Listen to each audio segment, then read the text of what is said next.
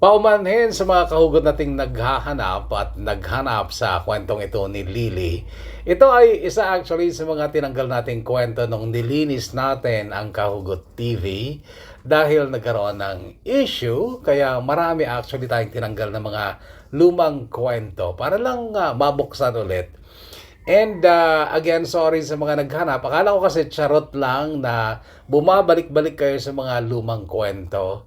May ilang nag-chat sa akin. So narito na, muling pakinggan ang kwento ni Lily, hatid ng Kahugot TV, the Kahugot YouTube channel.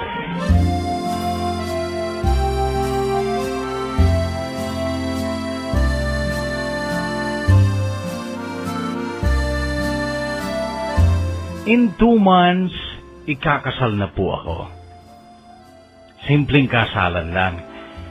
Hindi naman kasi uso ang magarbong kasalan dito, liban lang sa mga celebrities, politicians, at mga business icons. Importante ang pera dito, lalo na kapag commoner ka lang. Ready-made lang ang gown ko pero maganda at bagay sa akin. Kung meron man sigurong espesyal sa kasal ko ay ang mga bulaklak na ipapalamuti sa kapilya at saka sa reception. Expected na ito ng sino man sa mga kaibigan namin dahil ang mapapangasawa ko ay isang florist o flower arranger. Siya ay si Steven. Sa ngayon, tapos na ang mga invitation at nasa punto na ako ng pag-iisip kung sino pa ang gusto at pwede kong imbitahan sa aking kasal. Hindi naman kasi madali ang mag-imbita ng lahat ng kaibigan ko dahil alam kong malabo silang makapunta. Pero kung pwede lang ang mag-imbita, mayroon sanang isang tao na kauna-unahan sa aking listahan. Siya ang taong hindi ko kailanman makakalimutan. Ang taong inibig ko despite of all the differences. Ang taong nagturo sa akin kung paano mabuhay. Ang taong tumupad sa aking pangarap. Siya ay si Omar. Ang lalaking nasa puso ka pa rin kahit ako ay ikakasal na kay Steven. Ako nga po pala si Lily at narito ang kwento ng buhay at pag-ibig ko. Noong second year high school po ako, nahinto ako ng pag-aaral pati ang kapatid kong si Kuya Marshall na noon ay second year din sa kanyang kursong criminology. Ang tatlong nakababatang kapatid lang namin ang nakapagpatuloy ng pag-aaral noon dahil nasa elementarya pa lamang sila. Nagkasakit ng malubha ang aming ama. Komplikasyon sa baga at noong malamang kanser na pala ito, ay noon na nagkumahog si mama sa paghahanap ng pera upang maipagamot si papa. Nakadalawang operasyon si Papa sa Maynila, ngunit sa huli, naulila rin po kami sa ama.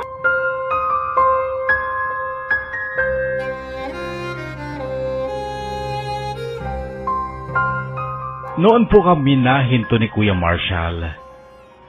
Siya isang taon lang nahinto.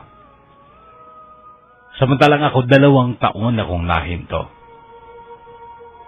Pinag-aral siya ni Tita Vicky namin at noong 3rd year na si Kuya, ako naman ang pinag-aral pero kailangan kong mag-transfer sa public school at napakaraming batas si Tita Vicky na kailangang sundin. Kapag hindi mo sinunod, tigil ka kaagad. Nasa Maynila si Tita Vic, doon siya nakapag-asawa. Engineer sa South Africa ang mister niya at si Tita Vic naman ay may grocery store at mga paupahang kwarto at apartment sa Sampaloc, Manila. Noong makatapos si Kuya ay kaagad nag-review tsaka nag-take ng CREAM board examination pero hindi pumasa. Noong magtapos ako ng high school, ako naman ang kinuha ni Tita Vic sa Sampaloc upang ako naman ang kanyang pag-aralin. Siya na rin ang nagdesisyon kung anong kurso ang kukunin ko at nursing ang pinili niya para sa akin matapos niyang titigan lang ang aking high school card. Hindi din naman talaga ako nagplano kung anong kurso ang kukunin ko dahil alam kong si Tita Vic ang magdedesisyon nito. Nasabi niya sa akin ito noon pa lang. Pero kung ia-assess ang aking abilidad at talino, hindi pa rin siguro sana ako babagsak sa nursing. Magaling ako sa English at math. At pinakamagaan sa dibdib ko ang maging isang teacher. Pero kahit papano ay may pangarap akong yumaman at bigyan ng magandang buhay ang mama ko at alam kong hindi ko yan madaling magagawa kung magiging teacher ako. Sa talento naman mahusay akong mag-drawing at mag-painting, mag-decorate pero lalong mas mahirap yumaman kung isa kang artist. Ang desisyon ni Tita Vic na mag-nursing ako ay hindi ko nalang kinontra dahil noong mga panahong yun ay napaka-in-demand ng nurses, lalo na sa abroad. Hindi ko man pinangarap ang magtrabaho sa ospital, hinarap ko na lang lalo na noong ipa-enroll na ako ni Tita Vic sa St. Jude College na siyang pinakamalapit na school sa bahay nila sa Sampaloc. At sa St. Jude ko na rin nakilala ang lalaking kauna-unahang nagpatibok ng aking puso.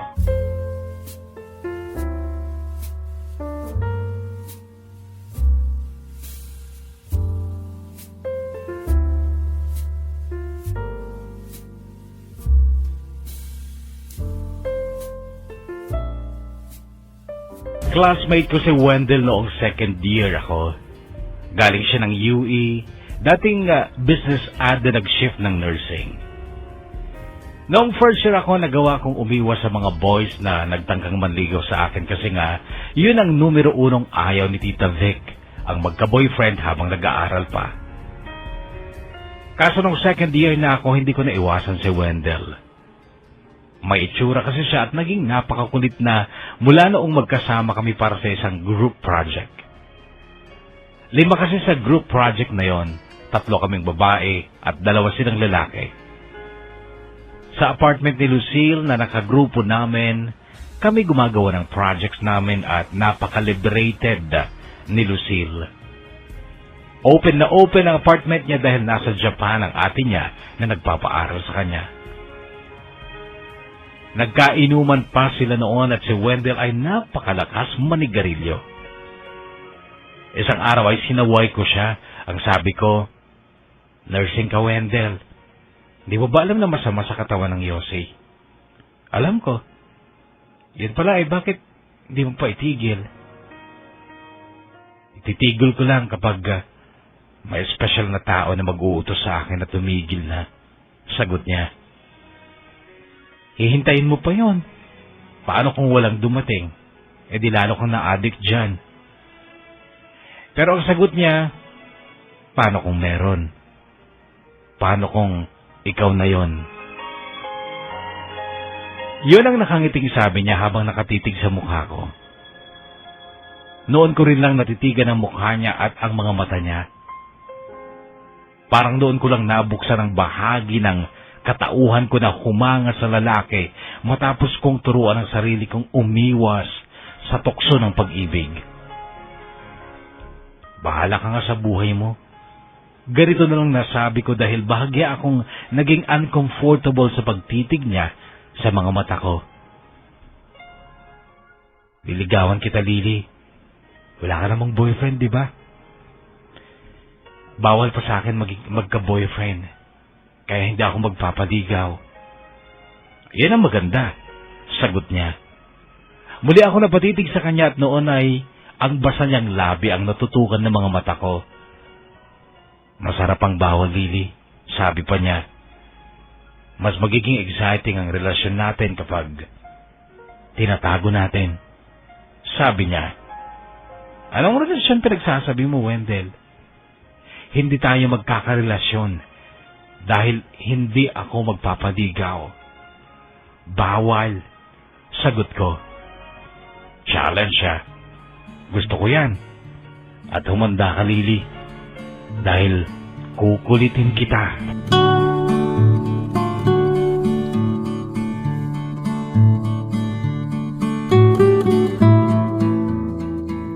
Ang totoo, kapuso, ay inihanda ko talaga ang sarili ko sa mga makukulit na kagaya ni Wendell. Hindi ako magpapaligaw dahil bawal sa tita ko at gusto kong makapagtapos ng pag-aaral kaya't kailangan kong sundin ang lahat ng gusto ni Tita Vic. Kaya lang hindi naubusan ng paraan si Wendell at nakita ko kung gaano siya kadesididong mapasagot ako. Kulang 1 taon ko siyang iniwasan pero ganun din katagal niya akong kinukulit. Hanggang sa aminado akong nakapasok na siya sa puso ko. Mahal ko na siya pero nagsusumigaw ang isip ko na huwag ko siyang sagutin. Kaya lang magaling siya at naramdaman niyang may damdamin na ako sa kanya. Lalo na nung birthday ng isang kaklase namin at nagkaroon ng handaan sa kasera nila. Pagkatapos kumain ay naglabas na naman ng sigarilyo si Wendell, pero hindi ko alam kung bakit automatiko kong inagaw yun, tsaka ko binali at itinapon. Dadalawa lang kasi kami noon sa upuan sa gilid ng bahay at doon ay malayo siyang makakapagyosi. Tinitigan lang niya ako matapos baliin at itapon ang sigarilyo niya pero nagulat ako nang muli siyang maglabas at aktong sisindihan ng muli ko itong agawin at babaliin ko sana ulit nang bigla na lang dumapo ang halik ni Wendell sa aking pisngi. Sige, baliin mo pa yan at hahalikan na talaga kita, sabi pa niya.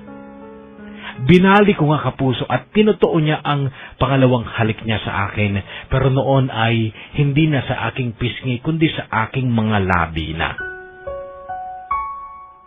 Hinayaan ko siya dahil ang totoo, gusto ko talagang maranasan ang halik niya. Dampi lang naman yun, ngunit ewan ko kung bakit parang kinoryente ang buong katawan ko. Gusto mo na ako, di ba? Mahal mo na ako? Tanong niya matapos niya akong hagkan. Iniwas ko ang mga mata ko sa kanya noon, pero hinawakan niya ang kamay ko. Mahal kita, Lily. Siguro napatunayan mo naman kung gaano ako kaseryoso sa'yo. 2nd year pa lang tayo nung magsimula akong ligawan ka. 3rd year na tayo ngayon. Bawal pa rin kasi, Wendell, eh. Ayokong paghinto na ng tita ko dahil gusto ko talagang makatapos. Madali lang yan, Lily. Huwag nating ipaalam kahit kanino na tayo na. Palabasin natin na best friends lang tayo. Bakit, Wendell? Hindi mo na ba talaga kayang maghintay na makapagtapos tayo ng pag-aaral? Sayang kasi eh. Sayang ang mga araw na pwede tayong maging masaya bilang tayo. Hindi natin alam ang pagkakataon. Baka mamaya wala na ako. At least pag tayo na ngayon, masisimulan na nating maging masaya. Magagawa ko lalong iparamdam sa'yo kung gaano ka kahalaga sa akin. Kung gaano kita kamahal. Pero Wendell, natatakot ako baka malaman ng tita ko. Magtiwala ka sa akin, Lily. Mahal na mahal kita. At hindi ako gagawa ng anumang bagay na ikalulungkot mo.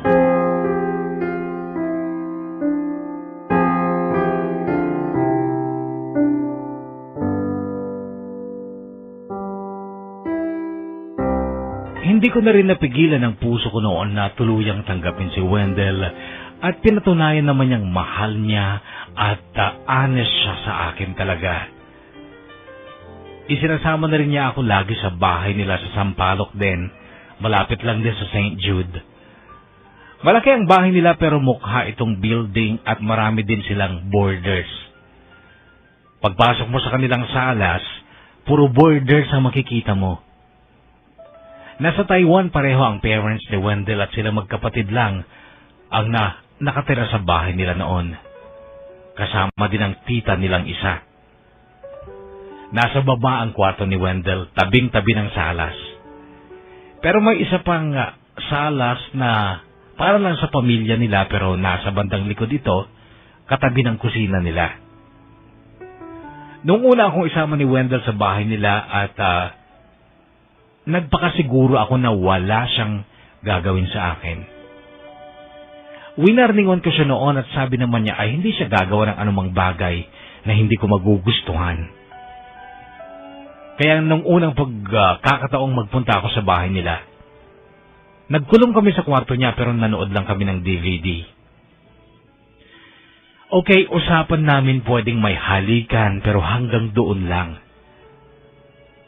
Kaso iba din talaga kapag nag-init ka na. Lalo na't pakiramdam ko'y eksperto si Wendell sa ganon. Nung hapong yun sa kwarto ni Wendell ay nasukol niya ako. Naging mainit kami. Parang ayaw ko nang tumanggi noon sa simbuyo ng aming mga damdamin kaya hinayaan ko na lang.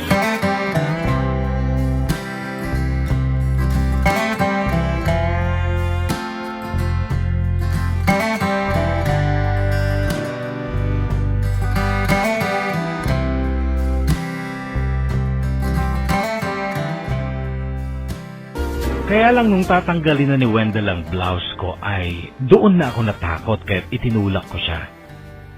Kasabay noon ang bilis kong mag-ayos ng sarili ko, hablot ang bag ko para makaalis na pero pinigilan niya ako at humingi siya ng tawad sa akin. Noon na wala ang takot ko kay Wendell. Nangako din siya noon na kahit kailan ay hindi na siya magiging mapusok sa akin.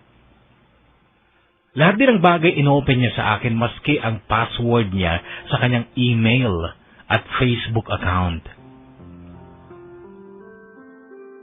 Kapag nag-i-internet ako ay binubuksan ko ang account niya.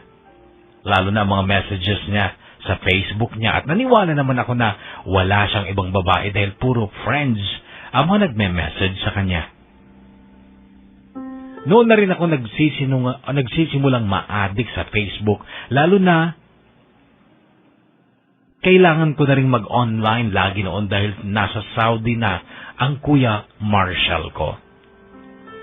Criminology ang tinapos ni Kuya pero sales representative sa isang shopping mall ang trabaho niya sa Riyadh.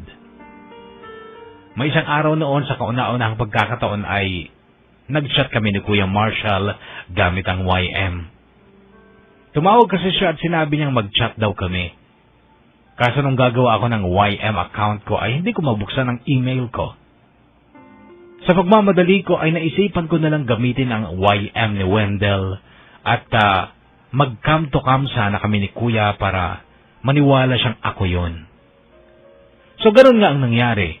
Nag-chat kami ni Kuya at nung magpaalam na siya dahil may pasok pa raw siya at natural ay ilalag out ko na ang YM ni Wendell na ginamit ko, biglang may nag-message. San ka? Ganito ang message. Omar ang pangalan at sa maliit na picture ay kitang-kita ko ang gwapong mukha ni Omar. Nireplyan ko. Dito sa internet, sagot ko. Sang internet? Nagsasayang ka na naman ng pera, sabi niya. Noon ay hindi na ako komportable kasi parang personal na ang susunod na usapan kahit na may pagtataka sa isip ko kung sino si Omar sa buhay ni Wendell. Kasi bakit may karapan itong makialam sa pera ng boyfriend ko? Kaya noon ay umamin na ako.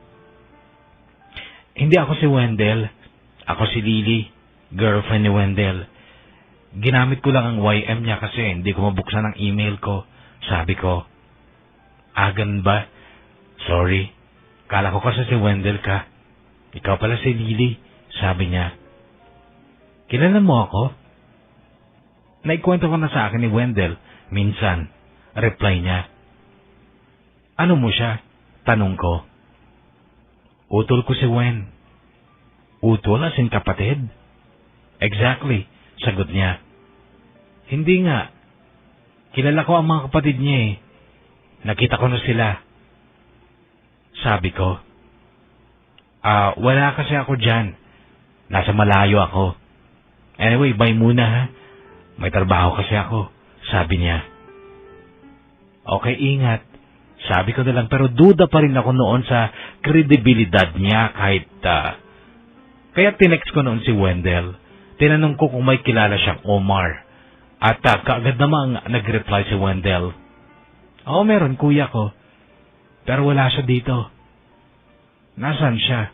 Nasa Taiwan din? Tanong ko pero hindi na siya nag-reply. Kaya hinayaan ko na lang. Pero nung buksan ko ang Facebook ko, may 3 bagong friends na nagpa-add. Isa doon si Omar at tama ang hinala ko. Nasa Taiwan din siya dahil yun ang nakalagay sa location niya. Kinonfirm ko ang invitation at tsaka ako nag-message kay Omar. Hi Kuya Omar, thanks for the ad. Ingat ka dyan. Sabi ko tsaka ako nag-surf. Nung balikan ko ang Facebook ko, may reply si Omar. Thanks din sa pag-confirm. Ingat ka din ha, and thanks pala for being there for my brother, sabi niya. Nag-reply ulit ako. Siyempre naman kuya, we love each other eh, and guess what? Natatanggalan ni Wendell ang pagyoyosi niya because I asked him to. Sabi ko, pero hindi na ako naghintay ng reply dahil kailangan ko na rin umuwi ng bahay ng tita ko. Kaya lang sa pagdaan pa ng mga araw, kapuso, hindi ko lubos akalain na mahuhulog pala ako kay Omar, na kapatid ni Wendell.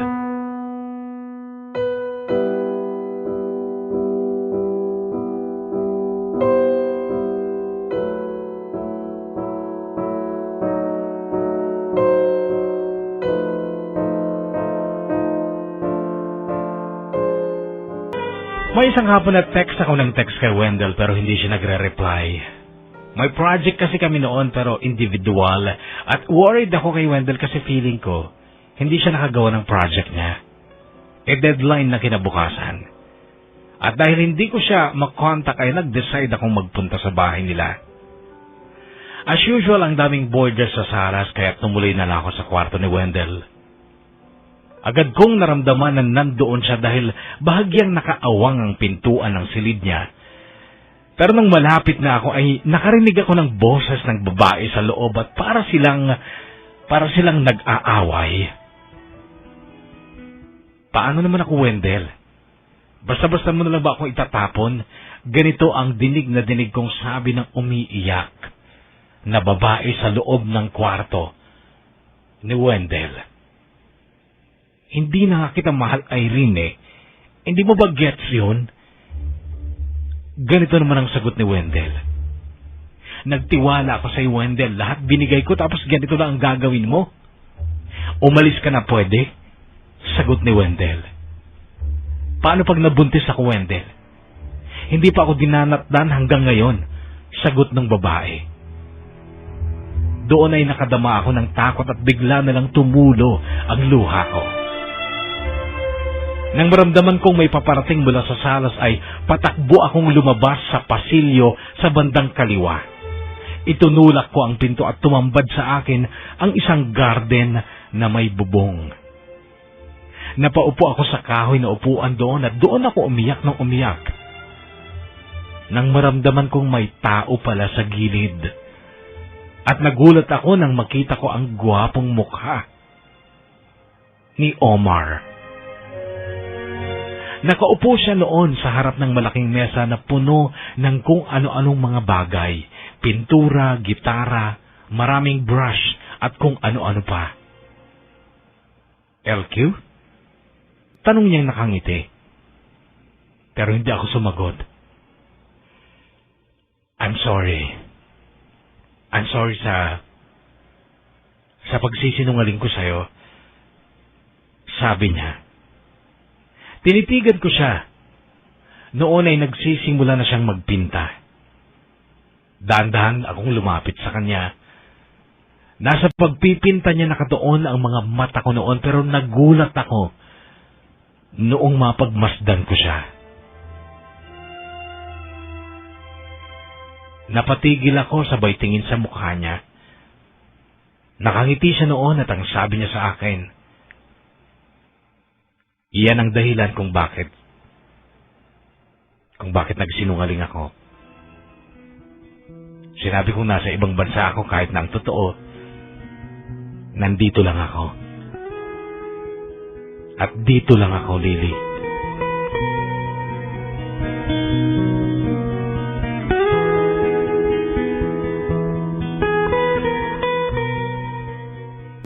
Atrium ang tawag ni Omar sa kanyang lugar.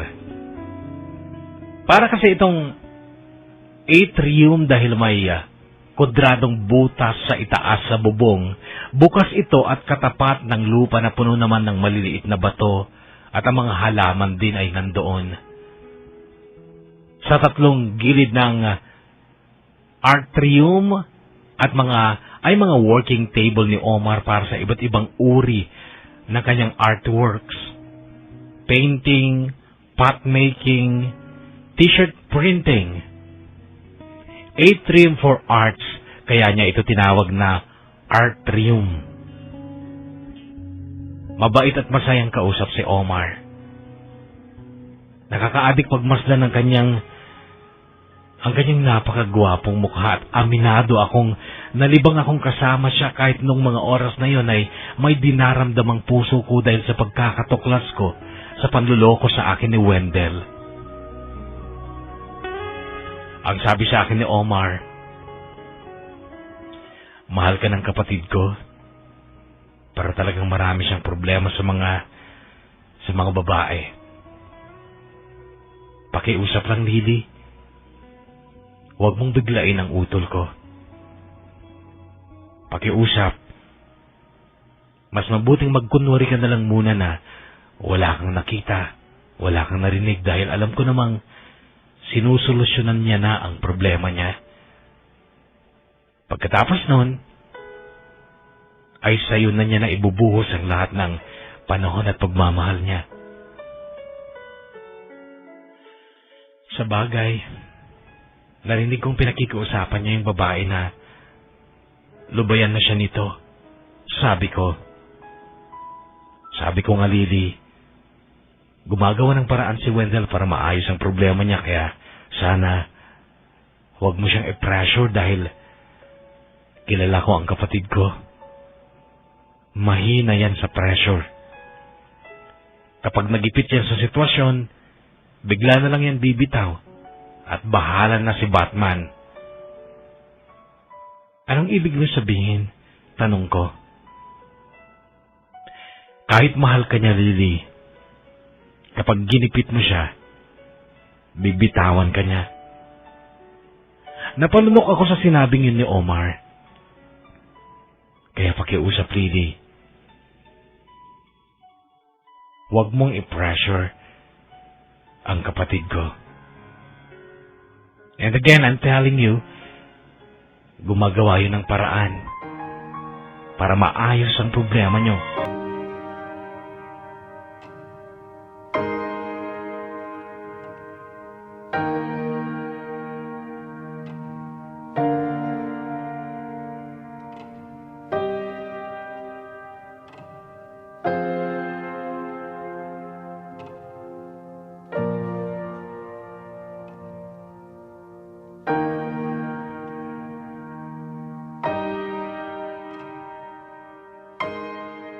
Iyon ang unang pagkakataong makita at makasama ko si Omar at hindi ko maiwasang lagi siyang maisip. Laman sa lagi ng isipan ko at madalas ay parang may humihila sa akin para puntahan siya. Walang ibang dahilan kung bakit gusto ko siyang puntahan ay madaling ipaliwanag. Namamangha ako sa mga artistic works niya at inborn artist din ako kaya't gusto ko siyang mapanood sa mga ginagawa niya. Napakarami niyang alam gawin. May mga sculpture siya, gumagawa pa siya ng mga pots, mga figurine, nagpiprint ng mga t-shirt, paintings, charcoal, oil painting, at higit sa lahat, hangang-hanga ako sa husay niyang mag-airbrush print painting. Makalat ang art trium ni Omar pero nauunawahan ko. Sa isang parte ng dingding malapit sa pinto ng kwarto niya, nakasabit ang dalawang musical instrument, gitara at violin. Tumutugtog ka rin? Tanong ko noon. Sandali niyang sinulyapan ng mga instrumento sa dingding. Magaling ako, nakangiting sabi niya tsaka kumilos upang kunin ang dalawang instrumento. Gusto mo sample? Tanong niya. Pero hindi niya na hinintay ang sagot ko. Kusa siyang tumugtog ng violin. Masarap sa tenga kung minsan nakakapangilabot. Nag-beep ang cellphone ko, binasa ko ang message. Galing kay Rona, nakababatang kapatid ko. Malungkot ang message ng kapatid ko. Naboboring na daw siya sa buhay niya. Wala na daw yatang pag-asang matupad niya ang mga pangarap niyang maging abogada.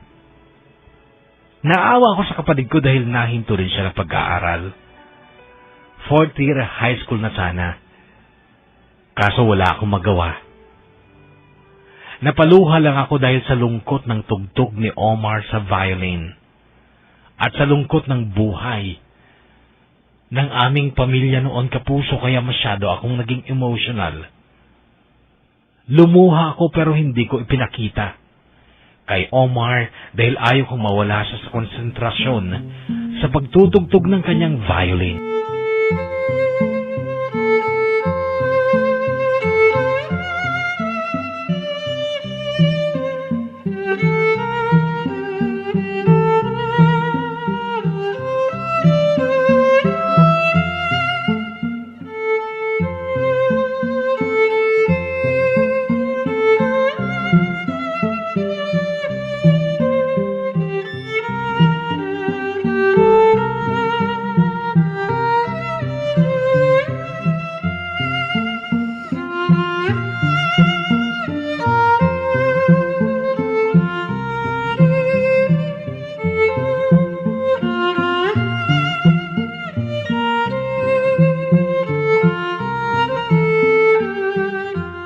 Kahanga-hanga si Omar. Isa siyang anghel sa aking paningin dahil sa makinis niyang kutis, maamong mukha, mahabang buhok, na karaniwan lang talaga sa mga artist. Maliban dito, matalino siya, magaling magsalita, malalim mag-isip. At dahil sa matalino siyang kausap, alam kong malalim ang pinagkukunan niya at sinunod ko ang payo niyang huwag ko munang kumprontahin ang kapatid niya. Nagkunwari ako kay Wendell na hindi ko bistado ang isang babae niya, pero hindi ko rin mapigilan ang sarili kong bumaba ang pagtingin at mawalan ako ng tiwala kay Wendell.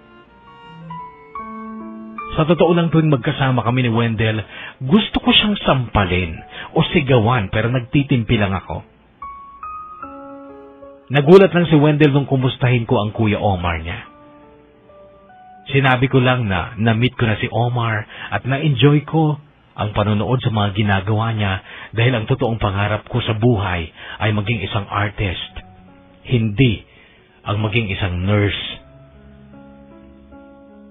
Kaya nung sumama ulit ako kay Wendell sa bahay nila, casual na lang ako nagpaalam sa kanya na puntahan ko ang kuya niya. Si Omar naman, kay sarap ng ngiti kapag nasa lugar niya ako. Nung araw na yon, may pinipintahan siyang casing ng mga scooter. Airbrush ang gamit niya at Incredible Hulk ang design. Ang sarap ng pakiramdam, kapuso, kahit nanonood lang ako. Ramdam ko yung saya kasi ganun din ang gusto kong gawin. Okay lang ba dyan? Baka mahulog yung laway mo. Biro sa akin ni Omar. Ang galing mo, Omar. Sagot ko. I can feel. Gustong-gusto mo ang ginagawa ko. I think you want to give it a try? Sabi niya sabay abot sa akin ng airbrush. Ay, hindi, Omar. Baka masira ko lang yung ginagawa mo. Okay, pero meron pa akong isang airbrush at compressor dyan, oh. Maglaro ka, pag-aralan mo lang. Talaga? Oh, there, oh. Turo niya sa akin ng isang compressor at set ng lumang airbrush. Ikaw nang bahala dyan, ha.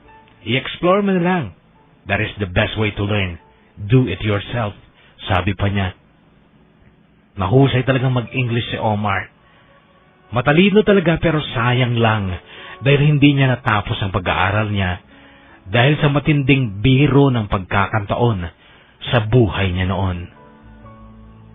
Noon nga ay pinakialaman ko ang airbrush niya at nawili ako, kapuso. Alam mo yung parang hindi mo namamalayan ng oras dahil gustong-gusto mo yung ginagawa mo. Napalingon lang ako kay Omar nang marinig ko ang tugtog ng gitara. Nakangiti siya noon habang nakatingin sa akin. Sabi niya, para sa akin daw, yung pagtugtog niya ng gitara. Nakangiti naman ako noon, kapuso. At lalo pa akong nakaramdam ng saya dahil sa malamyos na pagtugtog niya ng gitara. Masarap sa dibdib ang lambing ng tugtog niya.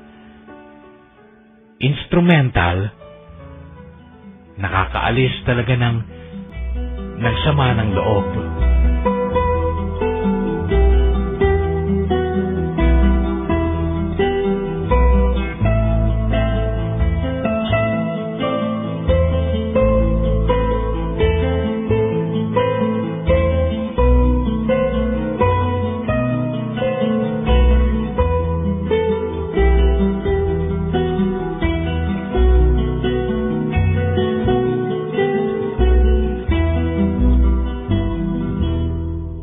Noong araw na yun na pinakialaman ko nga ang lumang airbrush niya, ay nagpaint din ako habang tinutugtugan ako ni Omar ng gitara. Mukha ni Naruto ang in-airbrush ko. Malapit ko nang mabuo nang dumating si Wendell. Kaya naman pala hindi ka na lumabas dito eh. Nakikialam ka na. Nakatawang sabi ni Wendell sa akin. May artistic talent ang girlfriend mo, tol. Kailangan lang ma-develop, sabad ni Omar. Okay, good luck. At mabuti naman para may bago kang best friend, kuya, sabi ni Wendell. Sa tingin ko nga, magkakasundo kami ni Lily eh, sagot ni Omar. Nagpaalam si Wendell noon, may pupuntahan daw siya. At hindi niya na ako isinama. Humalik siya sa pisngi ko bago siya umalis and I felt good dahil gusto ko talagang umalis. Gusto ko talaga siyang umalis. Kahit saan siya magpunta, wala akong pakialam.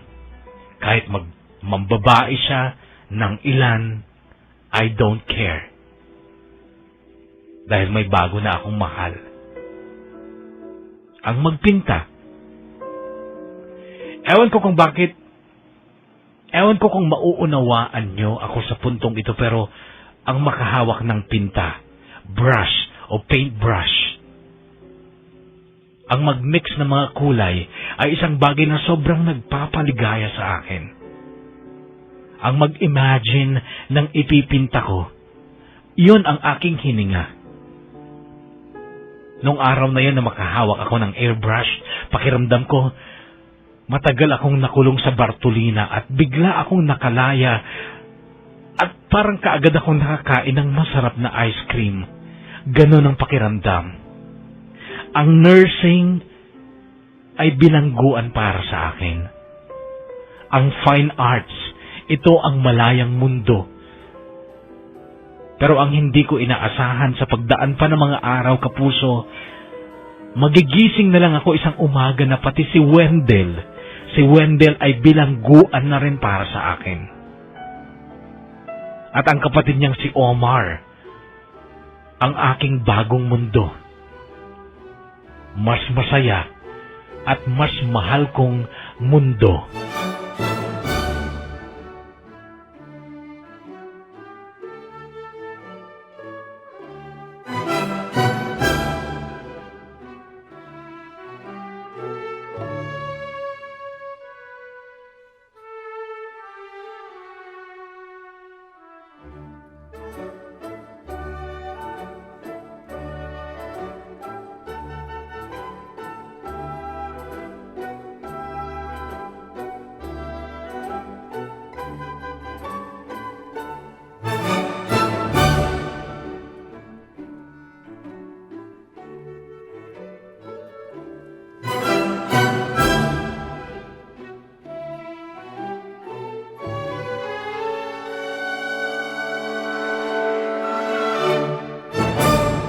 May mga pagkakataong kailangan ko mag-review dahil exams namin pero naroon ako sa Artrium ni Omar.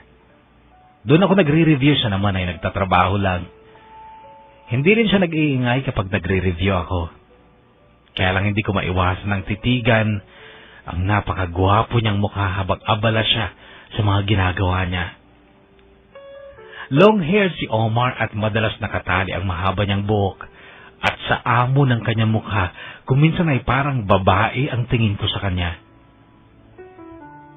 Parang Maha Salvador na naka-side view. May mga pagkakataong gusto ko siyang lapitan at hagkan, yakapin, pero natural, hindi ko yan ginagawa dahil kapatid niya ang boyfriend ko at wala ding kaalam-alam si Omar tungkol sa lihim kong pag-ibig para sa kanya, na alam kong kahit sinong tumingin ay sasabihin nilang hindi tama. Noong una kong maramdaman ang pag-ibig na ito kay Omar, hindi ko rin ito ginusto. Sinikap kong burahin ang idea na umiibig ako sa kanya pero hindi ko nagawa. Kahit nasa mga abalang lugar ako, like party, barkada, naiisip ko pa rin si Omar at namamalayan ko na lang sarili kong papunta na sa kanya. At si Wendell isang araw, nakahalata na. Parang wala nang nangyayari, Lilia, sabi niya. Na ano? Nandyan ka. Magkasama tayo almost every single day. Pero parang hindi mo ako nararamdaman. Lily, mahal mo ba talaga ako? Tanong ni Wendell sa akin. Tinitigan ko siya sa mga mata. Casual. Hindi na. Siya ang nagsabi nito dahil hindi ako umimik. Dahil ayaw kong magsabi ng totoo. Tumawa siya. Ano ba ito, Lily? Ano ako sa'yo? Dekorasyon? Noon ko palang inalis ang tingin ko sa kanya, pero muli siyang nagsalita. Please be honest with me, Lily. Tell me the truth. Do you still want me around? Noon ay muli ko siyang hinarap. Buntis na ba si Irene? Ganito ang lumabas sa bibig ko. Kita ko kung paano siya nagulat pero nagulat din ako sa sagot niya. Oo. Pero hindi ko sure kung ako ang ama. Sagot niya.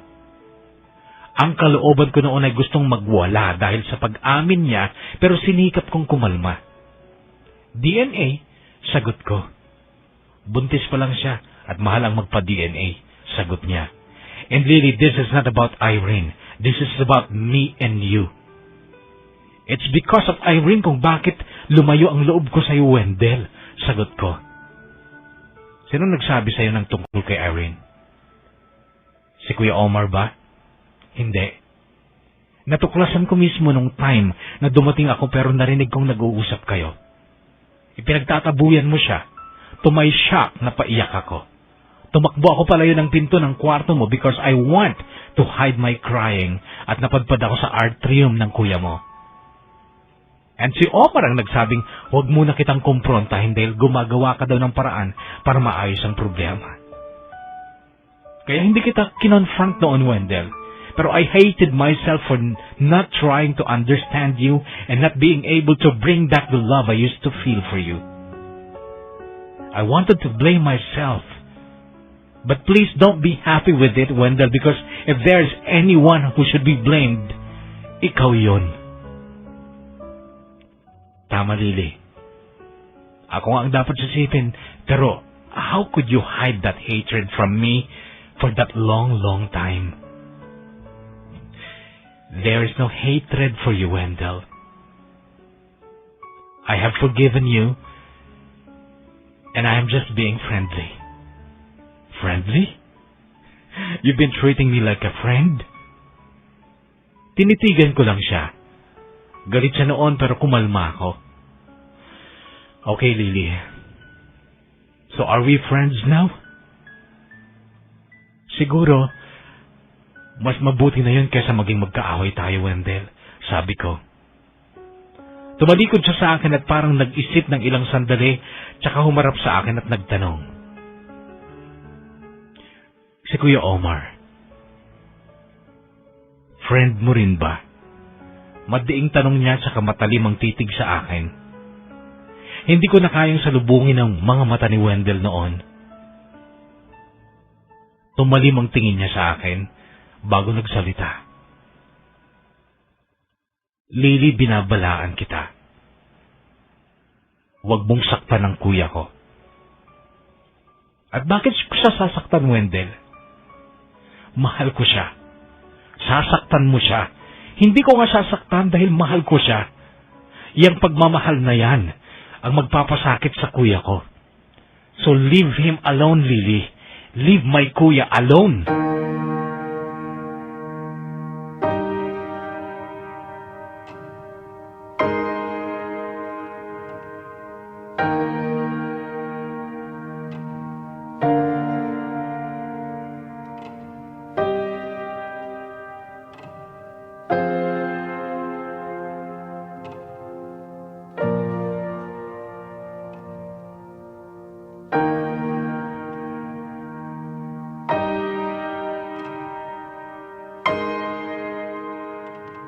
Ganun kami kadaling naghiwalay ni Wendell.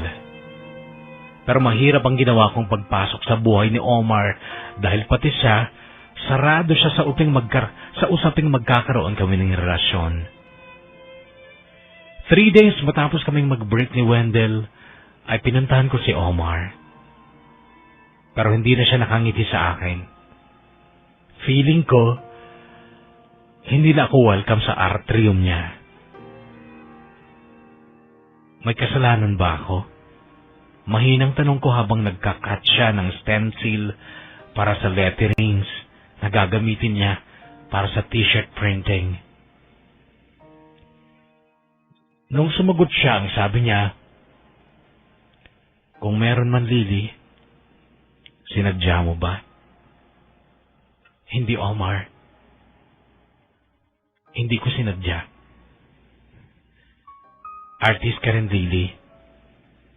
Magaling ka na nga mag-airbrush eh. And as an artist, I know na seryoso ka sa feelings mo. But being serious is too different from being honest. So I should ask you, like what Wendell told me, Lily, do you honestly love me?" Nakatutok ang mga mata ni Omar noon sa mga mata ko na kaagad ding nanlabo dahil sa pagbukal ng mga luha. Masakit ba, Lily? Masakit akong sabihan ng I love you kasi kumukontra ang isip. I somehow know na your heart is fixed for love towards me. At hindi naman ikaw ang kauna-unahang babaeng nakadama ng pag-ibig para sa akin. Unfortunately, hindi lang kasi puso ang magpapasya, di ba, Lily? Kung siguro puro puso na lang, magiging maligaya sana tayo. At magsasama tayo. Tatanggapin mo ako ng walang pag-aalinlangan. Mahal kita, Omar. I honestly do, sabi ko. Natigilan siya at muling tumitig sa akin, tsaka yumuko then muling tumitig sa akin. Okay, I'll be easy on you, kagaya ng ginawa mo kay Wendell noon. Hindi mo siya binigla and it worked out well, di ba? Hindi na pressure ang kapatid ko at yung paghihiwalay ninyo ay naging madali. Ako naman, hindi kita bibiglain sa pagsasabing hindi tayo pwede. Pagbigyan natin mga puso natin, Lily. Love me. Because I love you too. But this is not going to last.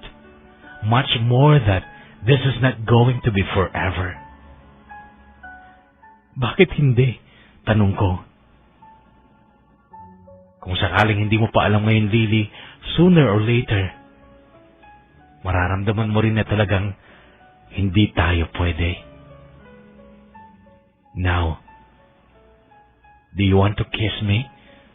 Tanong niya. Hindi na ako sumagot dahil inilapit ko na ang mga labi ko. Sa labi ni Omar, and God knows kung gaano kabilis ang pagpintig ng puso ko nung sandaling magkalapit ang mga labi namin. For me, that simple kiss was heaven. Heaven because I truly loved that person I was kissing.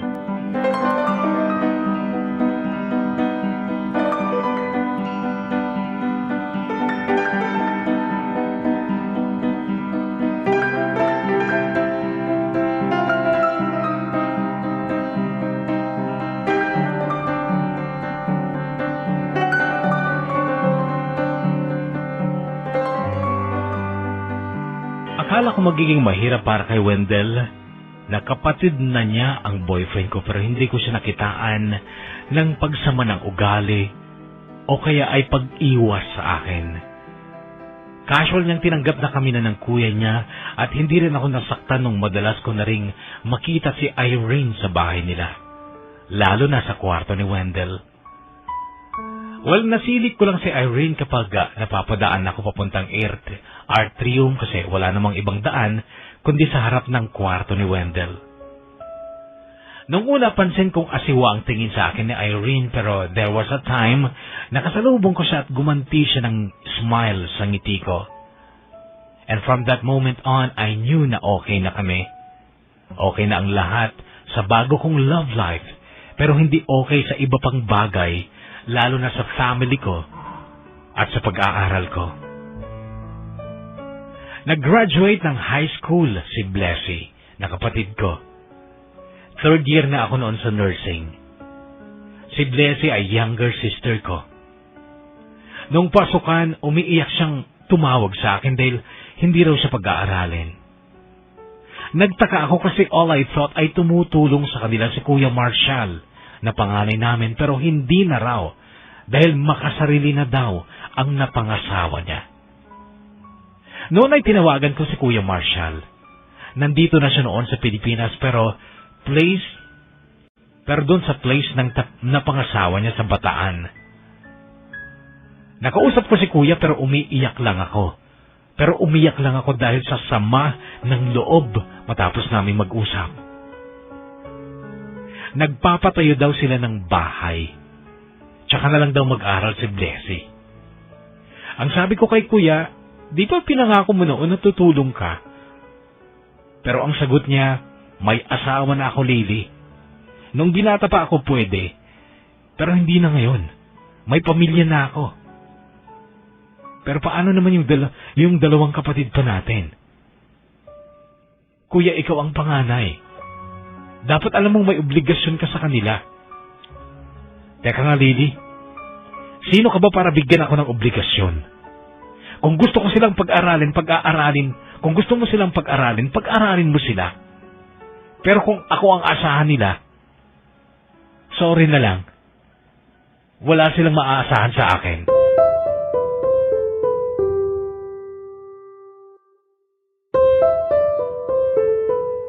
Dahil sa matinding sama ng loob ko kay Kuya Marshall, ay isinumbong ko siya kay Tita Vic na siyang nagpaaral sa kanya at siya ding nagpapaaral sa akin noon.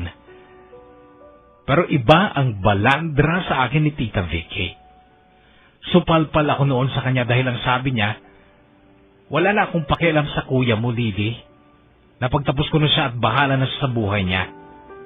Sa iyo ako may pakaalam dahil kasalukuyan pa akong gumagastos ng hindi birong halaga ng pera sa iyo at nabubwisit ako sa mga grades mong dumarating sa akin.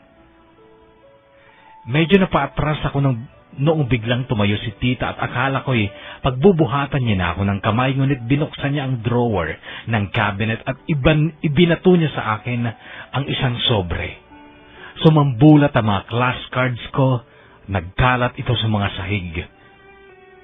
Napakamahal ng tuition fee mo, Lily. Tapos yung mga grades na yan ang isusukli mo sa akin? Sorry po, Tita. ito na lang noon kapuso ang nasabi ko, pero Huwag kang mag-sorry, Lily. Akong magsasorry sa'yo dahil hindi ka muna mag-aaral ngayon. Isang taon kang maghihinto. Magkakatulong ka muna dito sa bahay para maranasan mo ang hirap ng hindi nag-aaral.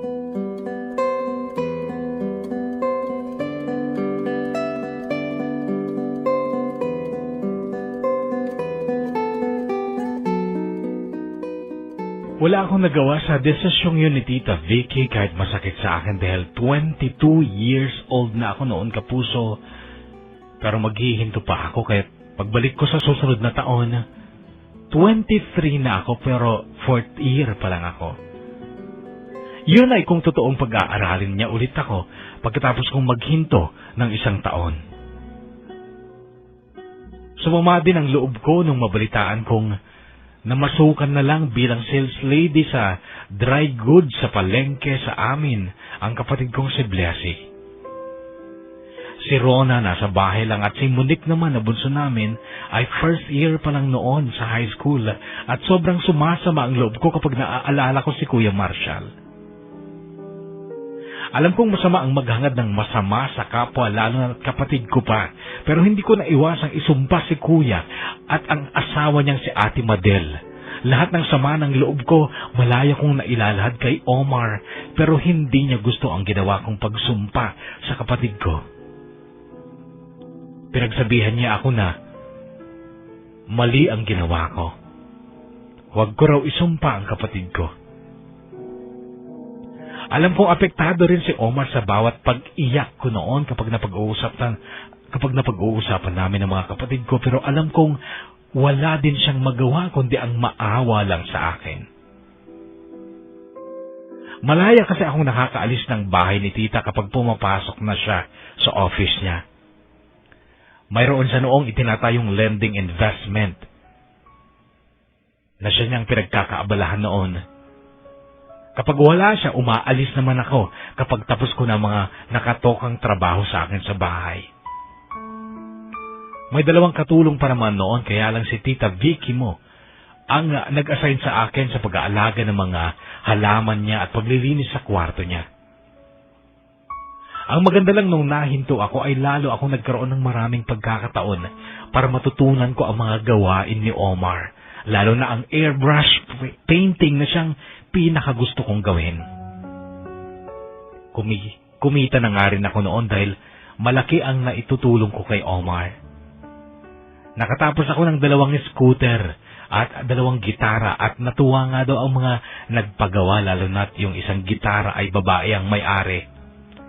Mukha ni Miley Cyrus ang ipinapinta niya sa kanyang gitara at kuhang-kuha ko naman ang pagkaka-airbrush ng mukha ni Miley. 2,000 piso ang ibinigay ng babae. Tip pa lang yon. At nung araw na yon, ibinigay sa akin ni Omar ang pera. Niyaya ko siya. Saan? Tanong niya. Kain tayo sa labas. Treat kita, sabi ko. Hindi nga. Sabi niyang iba ang titig sa akin. Halika na, sabi ko. Matagal akong maligo, sagot niya. Di ba ka na maligo? Ganyan ka na, sabi ko. Puro pinta ako tsaka ang baho ko, sabi niya. Ayos lang yan, artist ka sabi ko, tsaka ko siya hinila. Hindi na siya umimik pero nakita kong may saya sa mga mata ni Omar kapag napapatingin siya sa akin. At nung nasa restaurant na kami at naghihintay na ng order namin, nakatitig siya sa akin. O bakit? Tanong ko. Wala. Nice answer. Sagot ko pero lalo siyang sumeryoso hanggang sa mapansin kong parang may babalong na luha mula sa mata niya. Iiyak na sana kung hindi lang dumating ang waiter na naghatid ng order namin. Ako man, naiiyak na noon dahil alam kong mahal na mahal ko na si Omar pero hanggang noon ay hindi ko rin tiyak. Hindi ko sure kung tama o mali ang mahalin ko siya kahit nagsusumigaw ang puso ko na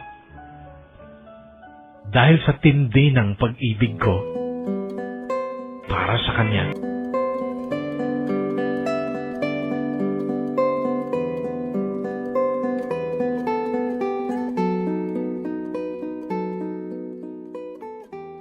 Pag uwi namin nung araw na yon ay nadatnan namin si Wendell sa atrium. Kay sarap ng paghit-hit buga niya ng kanyang sigarilyo. Bagya akong nalungkot dahil bumalik na naman siya sa pagyoyosi. Nagulat siya actually nung ibukas ko ang pinto para makapasok kami ni Omar. Ay sorry, dito na ako nag-smoke, sabi niya. Ibinalik mo pala, sabi ko. Iba ang sagot niya. Mukhang nag-enjoy kayo sa labas ha. Di ba lang kayo nagsama? Nakatawang sabi niya. Wendell, cancer sa baga ang ikinamatay ng papa ko. Yan ang dahilan ko bakit pilit kitang pinatigil noon sa paninigarilyo. Pero binalik mo rin pala. Medyo malakas at madiin ang pagkakasabi ko nito. Sandali akong tinitigan ni Wendell bago siya walang imik na umalis. Natinag lang ako nang marinig kong magsalita si Omar. Mahal mo pa rin ba ang utol ko? Magiging bayaw ko siya, Omar. Magiging kapamilya ko siya. At ayaw ko na isa pang miyembro ng pamilya ko ang magkakasakit dahil sa paninigarilyo. Iba ang titig sa akin ni Omar noon. At muli ay basa ang mga mata niya na parang iiyak. Mahal kita, Omar. Ikaw lang ang lalaking minahal ko ng ganito. Sabi ko nung katabi ko na siya at dinidikit ko ang ulo ko sa ulo niya. Alam ko yan. Pero may pamilya ka pa na nangangailangan ng tulong mo.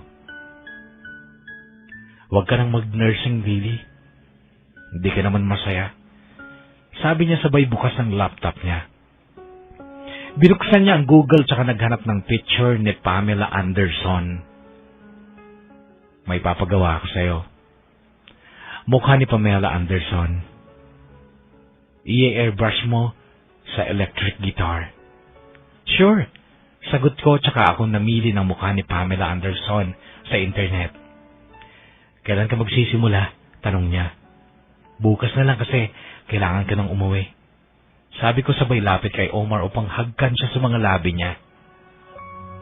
Gaya ng dati gustong-gusto kong halikan si Omar at gusto kong matangay kami sa mas malalim pang level ng romansa. Ngunit alam kong hindi pwede. Hindi pa pwede. Nakangiti akong kumaway sa kanya bago ako lumabas ng pinto ng atrium pero walang ngiti si Omar. Malamlam ang mga mata niya na para bang kailalim ng iniisip niya.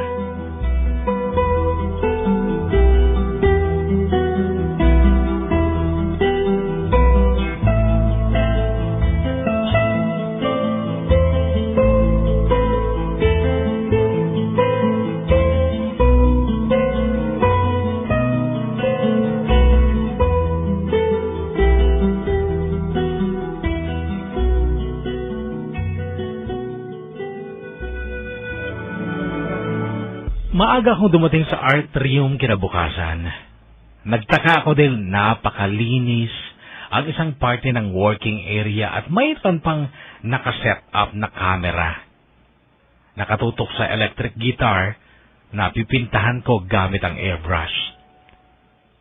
Souvenir, sabi niyang nakangiti. Noon nga nagsimula na akong mag-airbrush ng mukha ni Pamela Anderson sa electric guitar. Si Omar naman, matapos akong bilinin na huwag kong tatakpan ng kamera, ay inasikaso naman niya ang project niyang malaking figurin ng berdeng palaka. Ipipaintbrush din niya yon pagkatapos. Naghatid si Wendell ng pagkain namin ni Omar nung tanghalian na. Lunch for the great artist, sabi lang niya tsaka umalis din matapos iwanan ng pagkain namin. Noon ay nagsalo kaming kumain ni Omar at isa yun sa mga gustong-gusto ko. Lalo na kapag sinusubuan ko si Omar. Ang gaganda ng ngipin ni Omar. Pati ang mga labi niyang natural na pinkish. At parang kahit minsan ay hindi pa nasayaran ng sigarilyo. Alis na lang kaya ako kay tita. Mag-live-in na lang tayo. Biglang nasabi ko, "Sige." Mabilis siyang sagot. "Talaga?" Tanong ko. Hindi siya sumagot. Hindi rin lumangon man lang. "Ayaw mo ko, no?" Tanong ko pero hindi pa rin siya sumagot. "Matalino ka naman, Omar. Malalim kang mag-isip. At siguro, hindi ko na kailangang ipaliwanag sa'yo kung bakit mahal kita." Seryosong sabi ko. Hindi kasi na ipapalawanag kung bakit mahal mo ang isang tao, Lily. Pero tanungin mo si God. Tanungin mo siya. Bakit binigyan ka pa ng utak? Kung lagi naman itong kinukontra ang sinasabi ng puso mo. Hindi kumukontra ang isip ko sa sinasabi ng puso ko, Omar. Mahal talaga kita.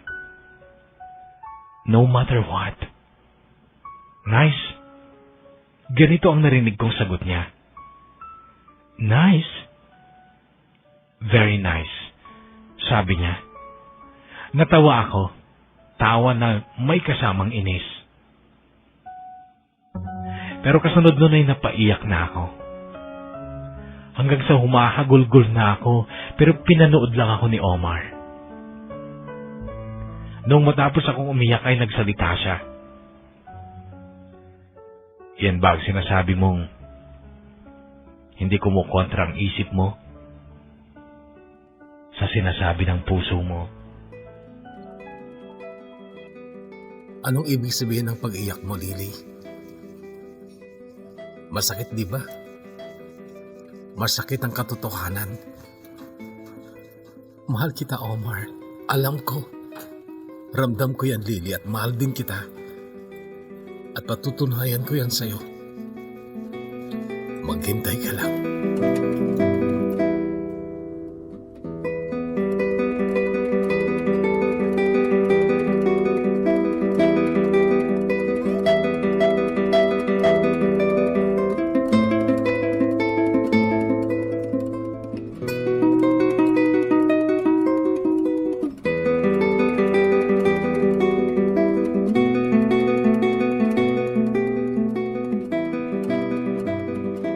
Aminado ako na naguguluhan din ako sa pagmamahala namin ni Omar.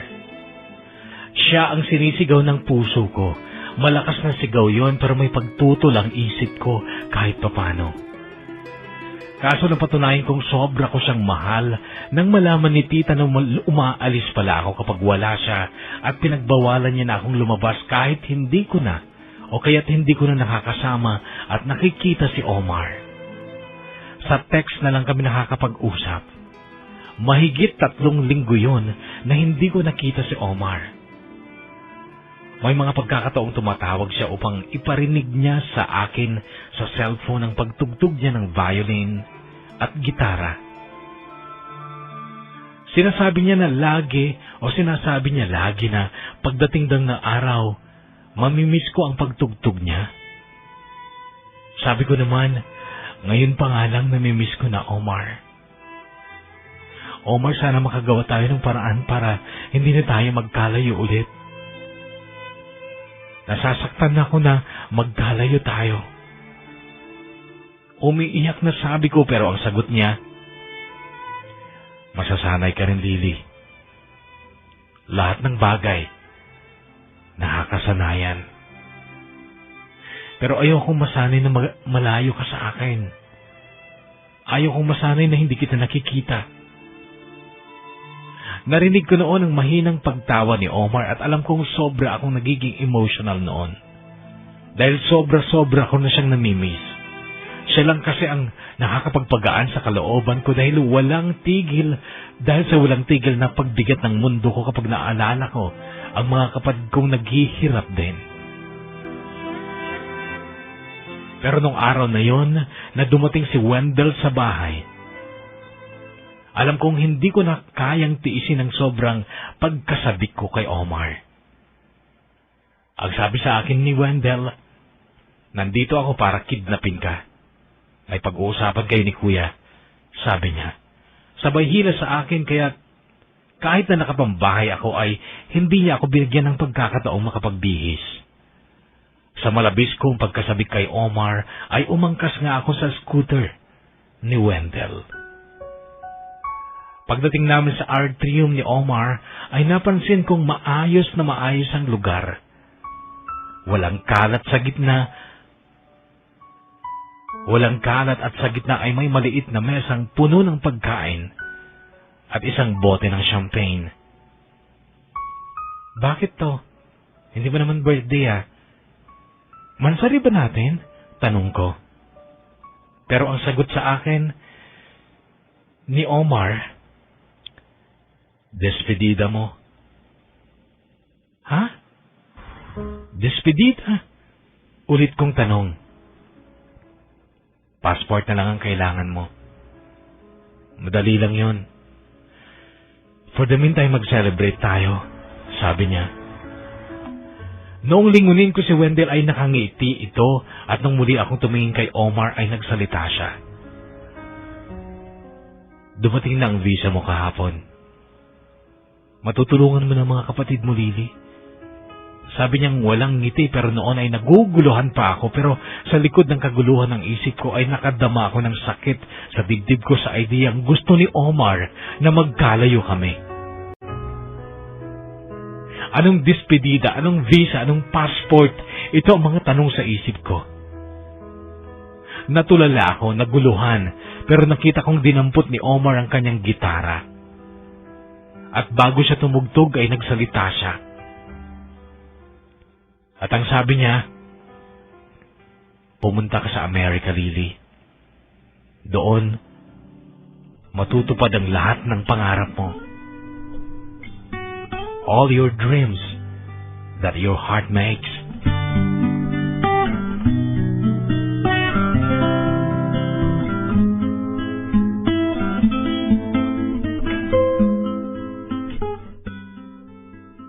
Nagplano para sa akin si Omar na wala akong kaalam-alam. At nasunod ang plano niya. Sa totoo lang gusto ko na rin yun dahil malaking pagkakataon talaga yun. Hindi lang para matulungan ko ang kapatid ko kundi upang maiahon sa hirap ang buong pamilya ko. Pero masakit ang ginawa ni Omar. Nung mga huling araw ko sa Maynila ay nagtago siya. Wala siya sa kanila at si Wendell ay kasabwat niya sa pagtatago niya. Wala akong idea kung saan siya nagpunta o kung saan siya itinago ni Wendell. Si Omar ang gumawa ng paraan para makapunta ako dito. May kaibigan siya sa internet na may-ari ng shop ng airbrush arts. Siya si Caleb, isang Amerikano. Nagkakilala sila sa internet dahil sa isang forum ng airbrush artworks. Humanga si Caleb sa galing ni Omar noon pa raw siya nito iniimbitang magtrabaho sa kanya dito sa California pero ayaw ni Omar. Hindi siya pwede. Nung kinuhanan ako ng video ni Omar habang nag-airbrush ako ng picture ni Pamela Anderson, sabi niya souvenir lang daw. Yun pala ipinadala niya kay Caleb ang video at ako ang in-apply niya dito. Pumasa ako kay Caleb kahit inasikaso ni Caleb ang papers ko at nagpadala pa siya ng pera kay Omar para may magamit ako sa pagpunta ko dito. Malaki ang shop ni Caleb. Marami siyang kontratang trabahong pipintahan gamit ang airbrush. Mga kotse, sports car, mamahaling motorsiklo, may hammer pa, at mga electric at acoustic guitars. Panglima ako sa mga airbrush artist ni Caleb, pero ako lang ang babae. May isang bakla, si Johan.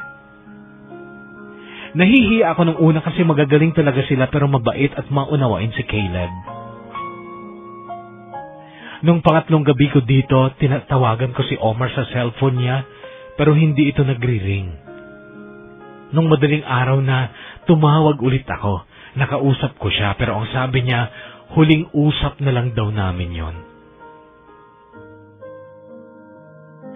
Bakit? Tanong ko. Ang sagot niya sa akin, you need to have a normal life. happy life just the way I planned it. Ganito ang sagot niya. Salamat sa plano mo para sa buhay ko, Omar. Pero kasama kita sa lahat ng ito. Huwag mo akong dusain ng ganito dahil wala naman akong kasalanan sa iyo, Omar.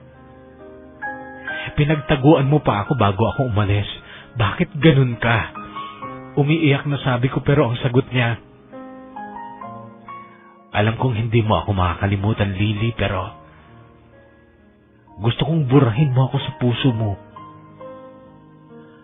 Magmahal ka ng iba. Yung lalaki na kaya kang alagaan. Omar, ikaw ang mahal ko. At bakit pagkatapos mo akong tulungan, gusto mong burahin kita sa puso ko? Bakit, Omar?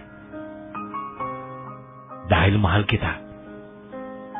At gusto kong normal ang lalaking mapapakasama. Yung kaya kang alagaan, kaya kang ipagtanggol. Hindi kagaya kung walang silbi. Omar, hindi totoo yan. Hindi totoong wala kang silbi dahil para sa akin, Lily, tama na. Huwag mo nang ipilit dahil wala ding mangyayari. Kung mahal mo talaga ako, sundin mo na lang ang gusto kong mangyari. Mag-asawa ka ng isang lalaking normal, lalaking mabait, mahal na mahal ka. Kapag nagawa mo ito, para mo na rin nasuklian ang pagmamahal ko sa'yo. Pero Omar, alam kong masakit, Lily. Alam kong masakit, pero kaya natin to.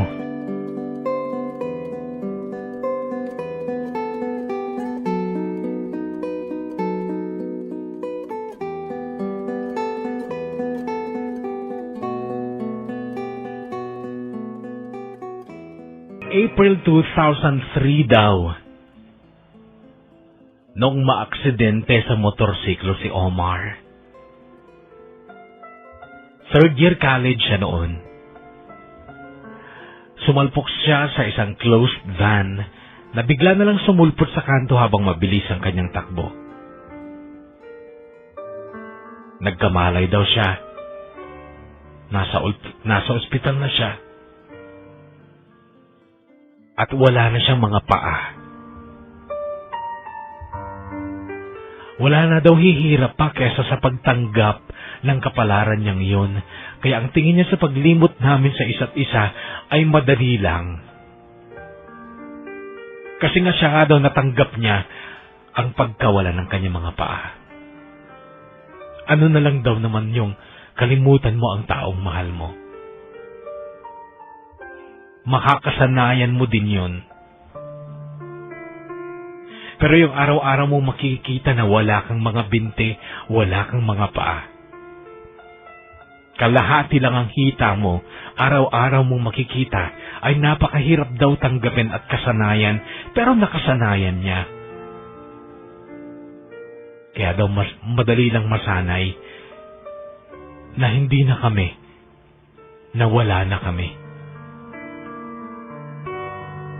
Kaya daw natutong magyose si Wendell ay dahil siya noon ang tagalinis sa mga sugat sa paa ng kuya niya nung ilabas na ito ng ospital. Yun din ang dahilan kung bakit naisipan ni Wendell ang mag-nursing.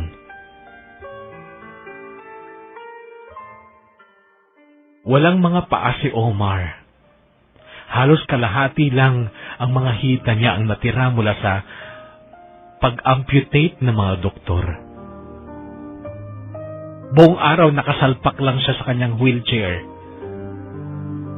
Sa tulong ng wheelchair nakakagalaw siya, pero limitado ang pwede niyang puntahan. Ito ang sinasabi niyang dahilan kung bakit hindi ko siya dapat asahang maging asawa ko. Pero mahal ko siya, kaya sa mga lugar na pinupuntahan namin noon, ako ang nagtutulak ng wheelchair niya. Sa shopping mall, sa park, sa restaurant, wala akong pakialam. Dahil mahal na mahal ko siya. Noong tulungan niya ako makapunta dito, inisip kong paraan yun para makapamuhay kaming dalawa ng maginhawa pagdating ng araw. Kaya niya ako pinapunta ng Amerika. Kahit na may kapansanan siya, marami naman kaming pera. Pero nagkamali ako. dahil hihingiin pala niyang kapalit ay kalimutan ko na siya at mag-asawa ko ng iba. Napakasakit nun sa akin pero wala akong nagawa dahil nung sabihin niyang huling usap na namin yon sa cellphone, tinutuon niyang magpalit ng number kaya't hindi ko na siya muling natawagan. Pati si Wendell tuluyan na rin umuiwas sa akin.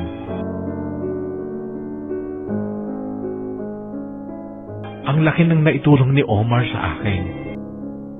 Hindi lang pangarap ko ang natupad kundi ang pangarap ng mga kapatid ko at dapat lang sanang habang buhay kong pasasalamatan si Omar. Pero anong ginawa niya? Inutusan niya akong layuan at kalimutan siya. Ang bigat sa dibdib at hindi ko alam noon kapuso kung paano ako papanatag. Dahil sa bawat sandali, sabik na sabik ako kay Omar.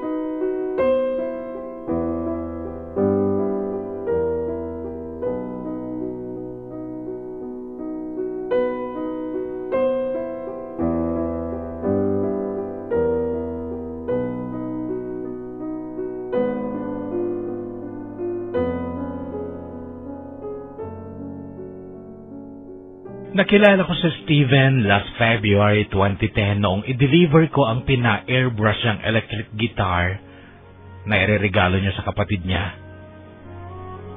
Sunflower ang design na pinagawa niya kasi mahilig daw sa sunflower ang kapatid niya. Yun ang first time na makita ko si Steven. Nung matapos na ang airbrushing ng gitara, tinatawagan siya ng sekretary pero hindi raw ito makapunta dahil may sakit daw siya. Kung pwede daw ay deliver na lang. Ewan ko naman kung bakit ako pa ang nagpresentang mag-deliver kasi in case na hindi siya kontento sa ginawa ko ay pwede namang baguhin. At kailangan kong marinig ang instruction niya kung sakali. Mag-isa si Steven sa apartment niya at kaagad akong nabaitan sa kanya nung una ko pa lang siyang makita. Hindi kasi normal na hospitable ang mga kano. Pero nung hapon yun ay niyaya niya akong magmerienda ng apple pie na siya daw mismo ang gumawa. Siya din ang nagtimpla ng coffee na kapartner ng pie. Hindi kagwapuhan si Steven pero maganda naman ang pangakatawan. 5'10" ang height niya kaya't bagay lang kami kasi 5'7" naman ako. Matagal kaming nagkwentuhan nung hapong yun sa kanyang maliit na dining area. Nalaman kong nagtatrabaho siya bilang chief florist o flower arranger sa Mission Hills dito sa San Diego. Nagulat nga lang ako nung malaman kong flower arranger siya eh. Naging taklesa pa nga ako nung bigla kong matanong kung tunay siyang lalaki kasi nga ganun ang trabaho niya pero ang sagot niya, I can prove that to you, that I'm straight by offering you a wedding ring. That fast? Sabi ko. Pero ang sagot niya, nung buksan daw niya ang pinto at ako ang nakatayo sa labas, pakiramdam daw niya ay inihatid na ng Diyos ang babaeng makakasama niya habang buhay. Hindi siya nanligaw pero halos araw-araw mula noon ay tumatawag siya and at least twice a week, dumarating siya sa CSB na may dalang hindi lang ordinaryong bouquet kundi napakagandang bouquet. Pero ako, natatanggap ng ganun kagandang bouquet ay nakamaong na jumper na punong-puno ng pintura. Hindi nagtagal ay nahulog na rin ang loob ko kay Steven. Pero hindi pa rin nawawala sa puso ko si Omar.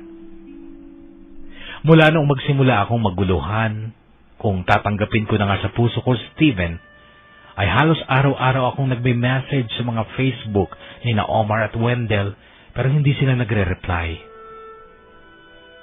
2 kaibigan ko pa ang inutusan kong pumunta sa bahay ni na Wendell, ngunit hindi na raw sila ang may-ari ng building.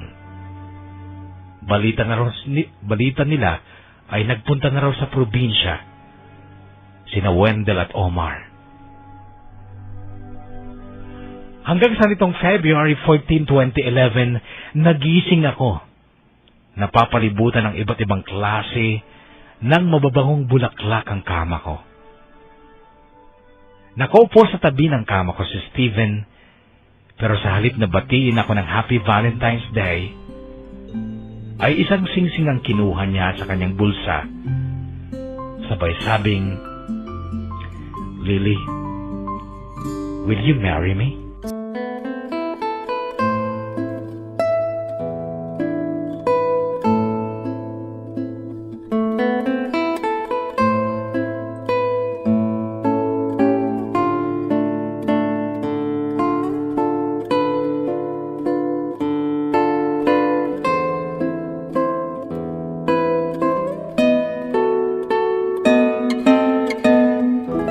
In 2 months, kapuso, ay ikakasal na ako. Simpleng kasalan lang. Hindi naman kasi uso ang mga garbong kasalan dito liban lang sa mga celebrities, politicians at mga business icons. Importante ang pera dito, lalo na kapag commoner ka lang. Ready-made lang ang gown ko pero maganda at bagay sa akin. Kung meron man sigurong special sa kasal ko ay ang mga bulaklak na ipapalamuti sa kapilya at saka sa reception. Expected na ito ng sino man sa mga kaibigan namin dahil ang mapapangasawa ko ay isang florist o flower arranger. Siya si Steven. Sa ngayon ay tapos na ang invitation at nasa punto na ako ng pag-iisip kung sino pa ang gusto at pwede kong imbitahan sa kasal namin. Hindi naman kasi madali ang mag-imbita ng lahat ng kaibigan ko dahil alam kong malabo silang makapunta. Pero kung pwede lang ang mag-imbita, mayroon sanang isang tao na kauna-unahan sa aking listahan. Siya ang taong hindi ko kailanman makakalimutan. Ang taong inibig ko despite of all the differences. Ang taong nagturo sa akin kung paano mabuhay. Ang taong tumupad hindi lang sa pangarap ko, kundi pangarap pa ng mga kapatid ko. Siya si Omar. Ang lalaking nasa puso ko pa rin. Kahit ako ay ikakasal na kay Steven. Maaring sa darating na araw ay mawawala na ng tuluyan si Omar sa puso ko. Dahil dito na mananahan si Steven. Pero kahit kailan hindi ko makakalimutan si Omar. Habang buhay ko siyang aalalahanin at pasasalamatan. Samantala si Steven na isang eksperto sa bulaklak ang nagsabing ang ibig sabihin ng lily na isa ring uri ng bulaklak ay it's heavenly to be with you. Ako po si Lily. At yan ang kwento ng buhay at pag-ibig ko.